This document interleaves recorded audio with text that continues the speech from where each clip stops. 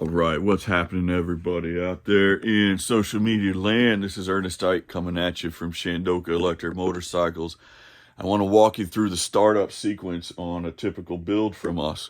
So if you look, we've got our our startup power is engaged.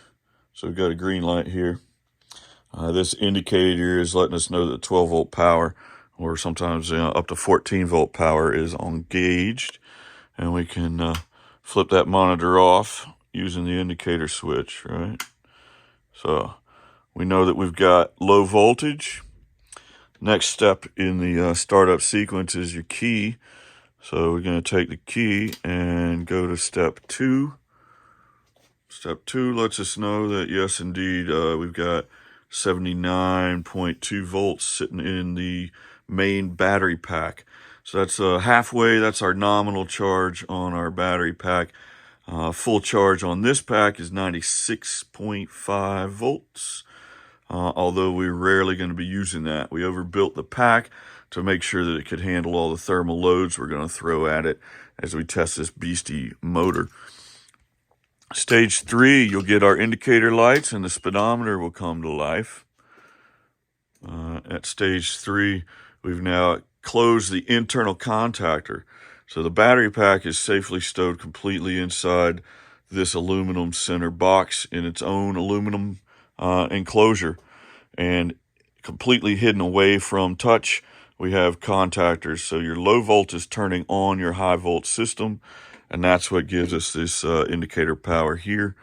Red and yellow are trouble lights. Right now they're set to full on just so that we know the systems are working, and also for some photography, you know.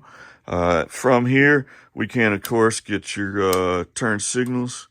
You got your caution light. And then we also have, over here, we've got our manual switch for the high beam headlight, for the driving headlight, low and high beam selectors, right? So let's kick that off. And we've got a couple more lighting switches down here.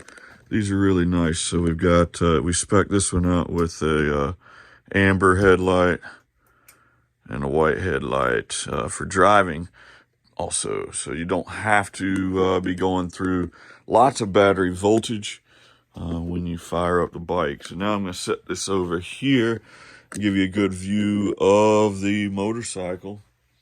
And so built this test rig so that we can put it through its paces. Let's start with our favorite good old reverse switch.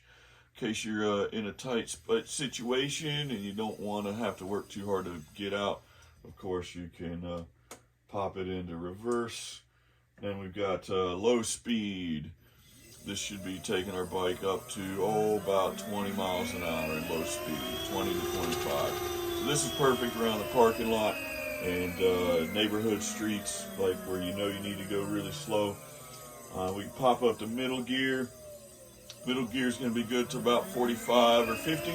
So that's great around town, in the neighborhood, up to the store, and it'll help you restrain your throttle to preserve your battery life.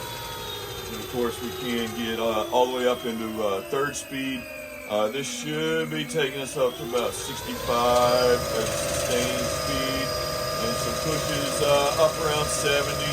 I'm not going to run this all as fast as it can go because we want to save a little bit of that excitement for the road and definitely some of the juice. So thanks for checking out our introduction to the first powered up demo ride motorcycle. Give us a holler if you're interested in what you see.